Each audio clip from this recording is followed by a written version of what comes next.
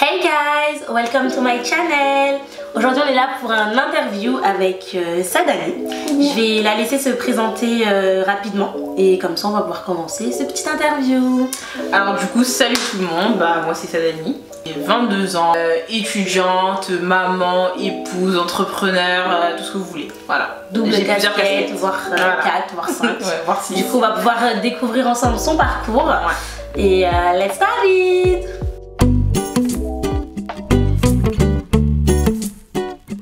Sadani s'est déjà présentée. Ouais. Du coup, on va plutôt lui demander ce qu'elle fait dans la vie à l'heure actuelle. Et comme ça, après, on va pouvoir partir un peu dans le passé, voir ce qu'elle faisait avant et ce qui a changé maintenant. Ok, du coup, moi de base, je suis étudiante. Donc, je faisais un BTS MCO, donc c'est le MUC, en alternance, spécialisée dans tout ce qui est luxe. Donc, du coup, vu que j'étais en alternance, je travaillais à côté chez Kids. Et après, ensuite, entre temps, je me suis mariée. Je suis tombée enceinte et depuis je travaille plus en fait. Là pour le moment je suis vraiment mère au foyer. Je m'occupe de ma fille, de mon mari, je fais ma petite vie et tout. Et du coup j'espère reprendre dès l'année prochaine. Dès l'année prochaine, ouais. Très bien. Du coup, comme elle a pu vous dire, aujourd'hui c'est une nouvelle maman, une jeune mariée aussi. Pour ceux qui ne savent pas, MCO ou MUC c'est Management Commercial Opérationnel. Ouais. Donc elle a fait son BTS, il me semble, à Élysée Marbeuf, qui est une très bonne. Aujourd'hui, elle s'est mariée, du coup, il y a plus d'un an. Il y a un an et quelques, Il y a un an déjà. Qu'est-ce qui a changé déjà dans ta vie par rapport à avant? Du coup, dire pour commencer, je me suis mariée. C'est ce qui a changé. J'ai quitté le foyer familial, papa, maman, les frères et sœurs pour du coup construire mon foyer à moi. Donc alors aujourd'hui, je gère ma petite vie de famille avec mon mari, ma fille, voilà. En fait, c'est clairement un tout autre monde en fait. Parce que comme j'ai eu à le dire à plusieurs reprises, je passe de mon petit cocon, genre chez papa, maman, il me gère, dans ma chambre, tranquille, je me retrouve dans ma maison avec mon mari, ma fille, je dois gérer, je suis la maîtresse de maison et tout et tout. Enfin, c'est vraiment autre chose quoi. C'est 2 salles, 2 ambiances. Voilà. C'est clair. C'est ça. Et du coup, quelle ambiance préfères-tu? Franchement, je préfère celle-ci. Tu préfères celle-ci? Ouais.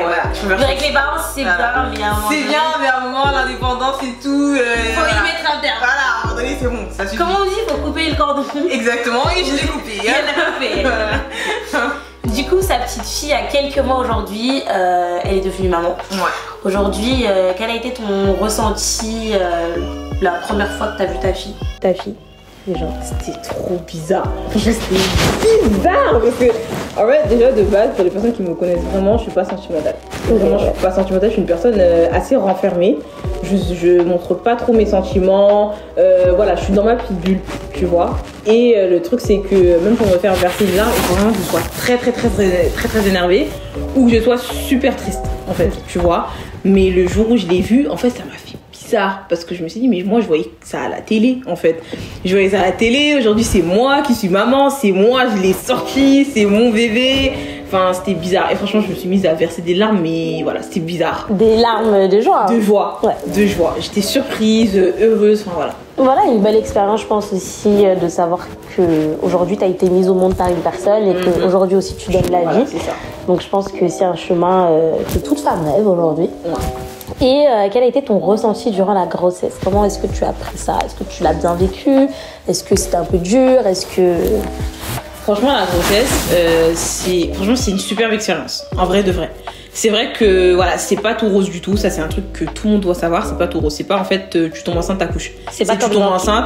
C'est pas comme dans Baby Boom. C'est pas comme dans la famille Kardashian. Voilà, c'est pas ça en fait. Qu'on perde un peu la famille. En fait, ça n'a rien à voir. T'as envie d'être enceinte. Voilà, là en fait, c'est tu tombes enceinte, tu suis un certain parcours, t'as les aléas, t'as les points positifs, les points négatifs. Voilà, donc franchement, au début, je l'ai très mal vécu. La grossesse, je l'ai super mal vécu. Parce que en fait, quand j'ai appris que j'étais enceinte, j'étais super contente. Franchement, j'étais trop contente et tout. C'était bien. C'est une belle émotion. Voilà, une belle émotion. Sauf que quand j'ai commencé à ressentir les symptômes, t'as réalisé que la chose était bien là. Là, je me suis dit, mais c'est une blague. Moi, j'ai pas signé pour ça. En fait, entre les vomissements, les nausées, voilà, mon odorat qui était super développé, les odeurs que je supportais plus du tout. Ouais. Je pouvais plus cuisiner, rien. ça m'a dégoûté. Franchement, ça m'a dégoûté. Mais après, bon, j'ai su me reprendre et tout. Heureusement que mon mari était là. Il a fait en sorte que je puisse, remettre mes idées en place, me calmer et tout. Il m'a dit, redescends sur terre. Voilà, redescends sur terre. La grossesse, c'est pas tout rose. Tu voulais tomber enceinte, t'es tombée enceinte. Maintenant, point, t'assumes, en fait. C'est tout. Ouais. Voilà. C'est du vrai. coup, après, par la suite, franchement, ça s'est très bien passé et je regrette rien. Qu'est-ce que il y avait une chose forcément qu'on aime le plus quand on est enceinte, par exemple de la nourriture qu'on pourrait manger tous les jours, des choses qu'on pourrait boire tout le temps. Ouais, bah moi en fait c'était tout ce qui était frais et sucré. Okay, genre Coca-Cola. Non, même pas le Coca. Déjà de base, il y a un truc qui m'a dégoûtée et de base je suis une adepte du Fanta. Mais franchement pendant ma grossesse, Fanta je pouvais plus, ça m'écœurait. Ouais. Mais sinon je buvais beaucoup d'eau et beaucoup d'eau fraîche. Tout le temps de l'eau, j'avais tout le temps des bouteilles d'eau avec moi et tout. Le melon, j'aimais trop ça. Ah, moi je déteste le melon, j'aimais trop avec la pastèque, les raisins et aussi les fruits quoi. Mais juste eux, hein, le reste je pouvais pas. Genre banane, je pouvais pas, ça me donnait envie de vomir. Ok. Mais aussi les glaçons, les glaces à l'eau là. J'aimais trop. Genre pendant mes examens et tout, fallait me voir, j'étais assise sur le canapé, je révisais et j'étais là en train de finir mon paquet de glaces à l'eau.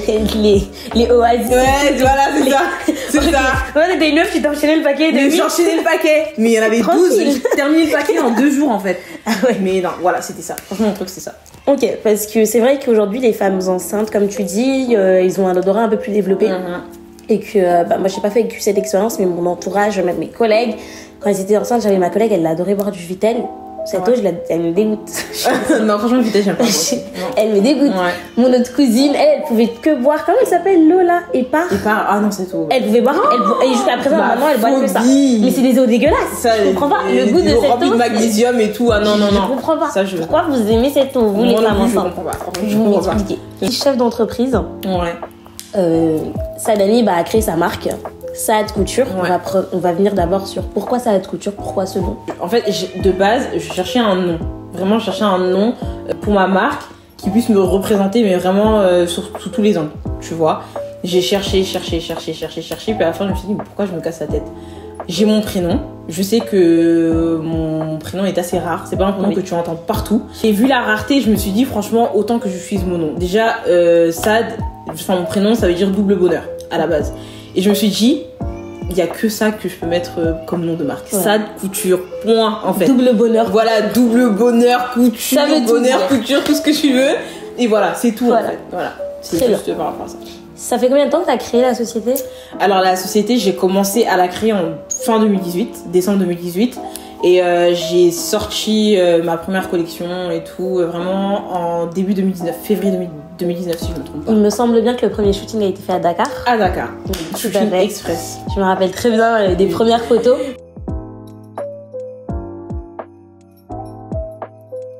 Et Saad Couture a pris une grande évolution, elle a réussi à s'intégrer dans le monde de la mode, comme on dit. Et aujourd'hui, si tu devais un peu parler de ton entreprise, qu'est-ce que tu dirais?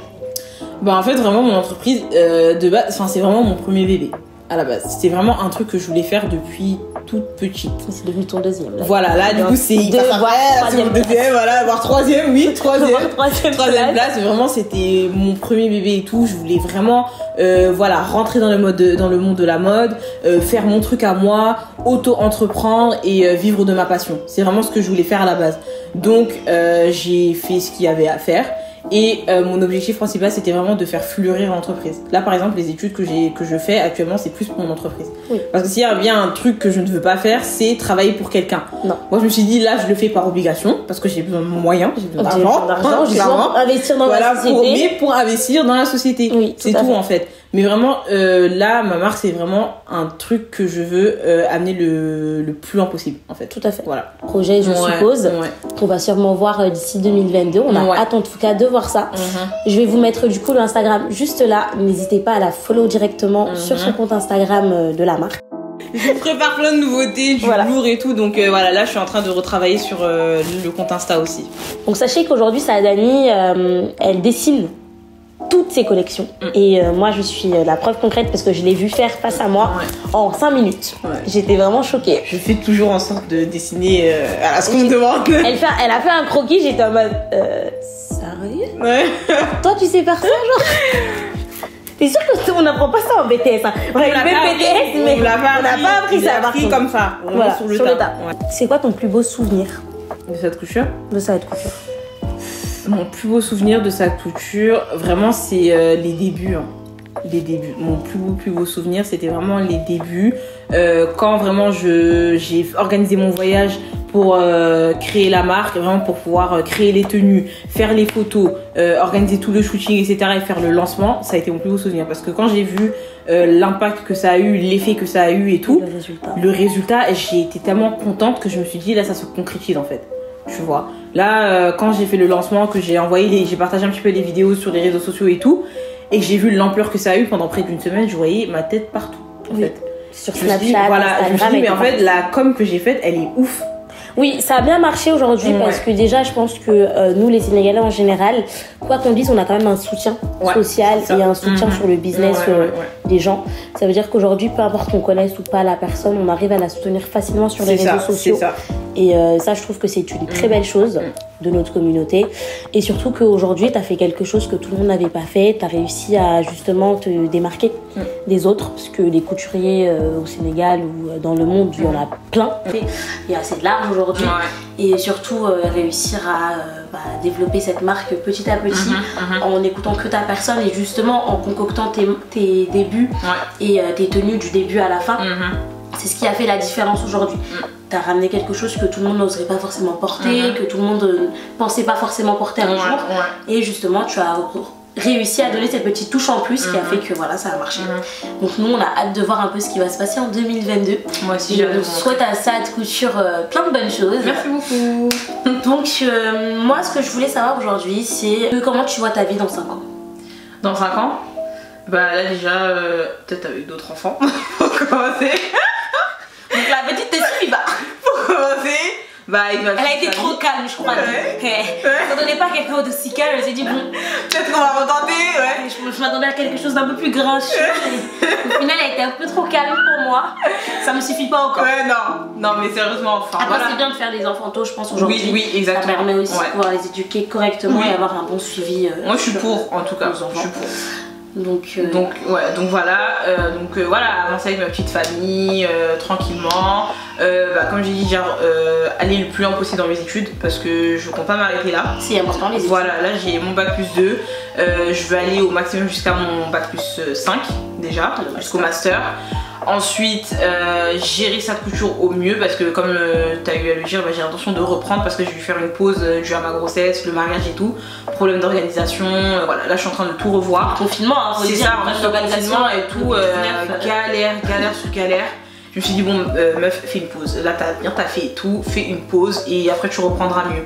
Donc vraiment faire en sorte de reprendre comme il se doit la marque, l'amener le plus loin possible et essayer de concrétiser bien d'autres projets. Là j'ai d'autres projets en tête donc voilà. On a hâte de voir ça.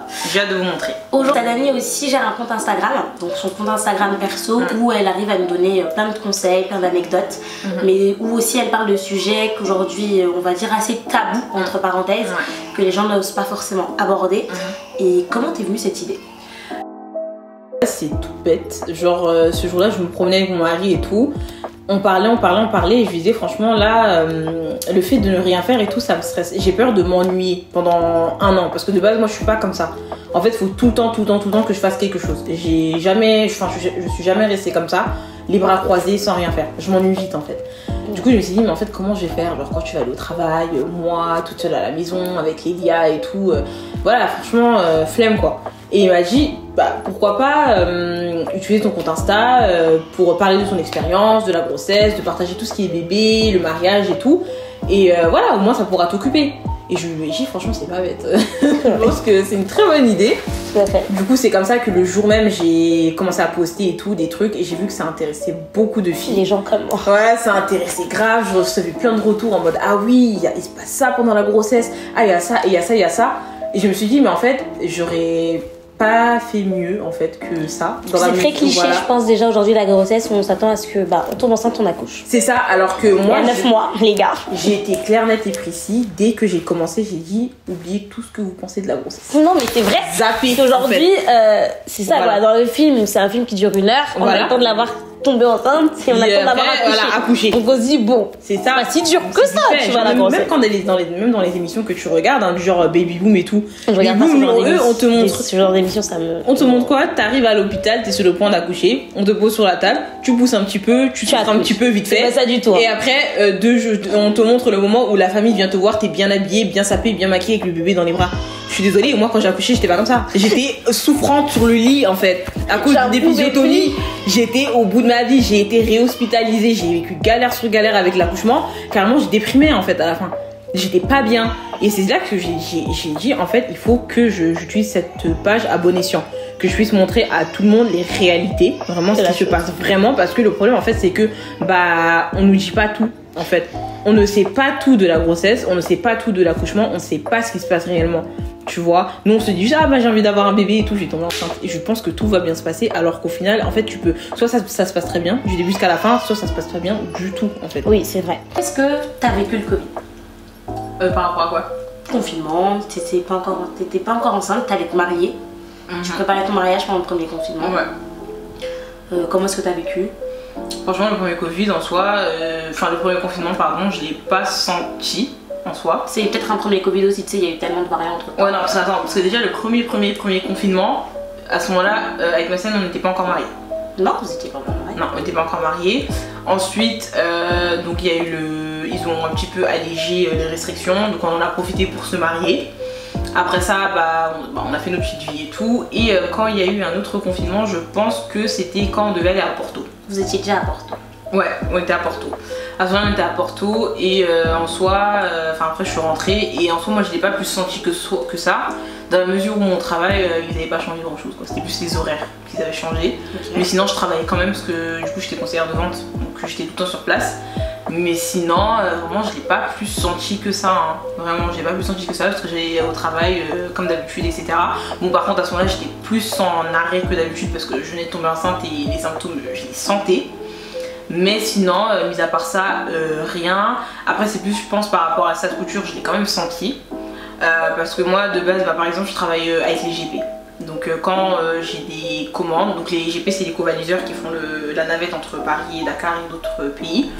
Et du coup en fait quand j'avais des commandes qui devaient aller à Dakar, ou quand le couturier qui est à Dakar me faisait des trucs pour Paris, là par contre c'était chaud parce que j'avais du mal soit à trouver un GP, soit parce que les prix ont explosé. Ah, ça faisait très mal, j'ai pas compris. Des kilos à 6 euros, à 20 euros, 15 euros, je comprends pas en fait. Une enveloppe, 30 balles. Vous prenez pour un truc qui fait même pas 3 grammes là. Vous prenez pour qui? Ah non, juste ça. Après, je vois d'un côté, je pouvais les comprendre. Mais c'était trop. Parce que même après ça, ils ont pas diminué. Mais attends, je pouvais les comprendre au début. Tu vois, parce qu'au début, il fallait avoir des vraies raisons pour voyager. Mais après, j'ai pas compris parce qu'au final, les billets étaient moins chers. Oui. Donc vous vous êtes foutus de notre gueule. Mais jusqu'à présent, le prix est le même. Vous nous avez payé pour vos pigeons. Oui. C'est ça. Par rapport à ça, c'était un problème. Mais aussi, des fois, quand je voulais acheter des tissus ou ce genre de choses, des fois aussi, c'était compliqué parce que mes fournisseurs étaient en pénurie. Ils recevaient pas leur stock, c'était chaud quoi. Mais jusqu'à présent il y a toujours de la pénurie hein, oui, il y en a toujours en France, de partout dans le monde. Aujourd'hui le Covid-19 il a freiné beaucoup de choses économiquement parlant et c'est très compliqué. Très compliqué. Et donner un conseil aux femmes. Déjà premièrement dans le côté des études, ce serait lequel? Déjà par rapport aux études, vraiment moi s'il y a bien un truc que je vais conseiller à tout le monde et c'est ce que généralement les gens conseillent, c'est de ne jamais lâcher les études. Ça pour moi c'est super important, surtout de nos jours, dans la mesure où en vrai de vrai sans diplôme tu peux pas aller super loin. Sauf si après tu penses, si t'as l'intention d'auto-entreprendre, faire tes trucs par-ci par-là à la limite. Et encore, vraiment, franchement c'est super compliqué. Et aussi il y a un truc aussi sur lequel il faut parler, parce qu'à partir du moment où ils commencent certaines études puis qu'ils arrêtent et qu'ils décident d'entamer d'autres, en fait ces personnes-là qui pensent que forcément en fait ils sont en train de prendre du retard ou qu'ils perdent du temps ou ce genre de choses, en fait il faudrait que ces personnes-là enlèvent ça de leur tête, dans la mesure où vous n'êtes jamais en retard. En vrai de vrai, vous n'êtes jamais en retard. Tant que vous lâchez pas, en fait vous n'êtes pas en retard, dans la mesure où c'est normal que tu ne puisses pas savoir obligatoirement ce que tu veux faire plus tard. Tout à fait. Parce que généralement quand tu es à l'école et tout, au collège ou ce genre de choses, on te force en mode oui, non mais tu dois suivre ce chemin là. Tu dois faire S. Ouais, tu dois faire S. pour faire ça, scientifique. Voilà. Toi là, surtout nos parents là. Surtout eux là, vous aussi là. Ah non, mais c'est pire. Mais c'est ça en fait. Et du coup, toi t'es là, tu dis ah bah plus tard, oui, je vais être médecin. Or, ok, voilà, je vais être médecin. Je commence à faire des études et au final, je me rends compte que oh non, finalement, je vais pas faire ça. Ah, je vais changer. Ah, mais non, mais je perds du temps et tout. Est-ce que je vais pas rester dedans? Ou non, parce que mes parents ils veulent que je reste. Ah non, je vais rester dedans. Bah non, en fait, tu fais ce que toi tu as envie. Et à partir du moment où tu sens que tu n'es pas à l'aise dans ce que tu fais, n'aie pas peur de changer de cursus. Moi, je sais que par exemple, j'ai fait pendant 2 ans, j'ai fait une licence en économie, gestion et finance. Si je l'ai fait, c'est à cause de quoi? À cause de la conseillère d'orientation du lycée. Elle m'a dit, va, t'as fait une ES, va faire ça. Nanana. J'ai fait pendant la première année, en fait, la première semaine, dès que j'ai commencé, j'ai dit, je veux pas. Et pourtant j'ai forcé, pendant toute l'année j'ai forcé, j'ai dit bon peut-être que, et vu que j'ai commencé la fac et tout nanana, je vais continuer. Après j'en ai parlé avec ma mère, je lui ai dit écoute moi franchement la mode c'est mon truc et je veux vraiment rester dans ça. Deuxième année, mais c'est durant cette deuxième année là que j'en ai profité pour développer cette couture parce que j'allais pas en cours hein, clairement. Pour des choses, j'y allais pas. Voilà, ça c'est un point important parce que c'est pour vous dire, elle a quand même persévéré dans un truc qu'elle aimait pas. Au final, est-ce qu'elle a été en cours? Non. Non, j'y allais pas. En fait, j'allais vraiment que aux cours aux obligatoires, les cours magistraux, j'y allais pas. Mais du coup, ça me donnait plus de temps pour pouvoir gérer cette couture et pour chercher à côté d'autres études qui me plairaient beaucoup plus en fait. Et c'est pendant cette année-là que j'ai trouvé mon BTS, que j'ai créé cette couture, que j'ai continué derrière. C'est pas pour autant que j'ai lâché en fait. Et c'est pas pour trop autant que t'as freiné ta vie. C'est ça, voilà. Aujourd'hui. Oui. Et oui, c'est très important parce que un conseil en tant que jeune mariée. Voilà. Bah, on va dire jeune couple, jeune mariée. Okay. Le conseil que je donne tout le temps, surtout depuis que j'ai créé ce compte là, sur mon compte perso, en fait, c'est de ne pas faire de nos projets, nos études ou même de l'âge, un frein en fait pour le mariage. Parce qu'en soi, moi je sais que déjà de base, moi je suis une personne, j'ai toujours dit je me marie tôt. En fait, je veux rien savoir. Je me marie tôt, je vais pas perdre de temps et tout. Si je trouve chaussure à mon pied, la bonne personne, je me marie. Mais je vais pas rester là à perdre mon temps dans une relation pendant 10 ans alors que ces 10 ans là je peux les passer en étant mariée, tu vois. Et le truc c'est que de nos jours, en fait, on va dire les jeunes femmes, elles font de leur projet et tout un frein alors que pas du tout. En fait, en vrai de vrai, le mariage, ça demande juste de l'organisation. Vraiment, ça demande juste de l'organisation, de la patience. Voilà, en fait, il y a plein de paramètres à prendre en compte. Et si tu les prends en compte, que tu fais un mix de tout, ça peut que très bien se passer en fait. C'est vrai que c'est pas facile tous les jours. Clairement, c'est pas facile tous les jours. Il y a des hauts et des bas. T'apprends à vivre avec la personne, à connaître ses habitudes, tu vois ses défauts comme ses qualités, etc. Mais tu dois toujours faire des concessions et prendre sur toi, en fait. Tu fais des concessions, tu prends sur toi, et au final, tout ne peut que bien se passer. Mais vraiment, en vrai de vrai, ne pas faire de tout ça un frein, parce que si on veut, on peut, en fait. C'est tout à fait.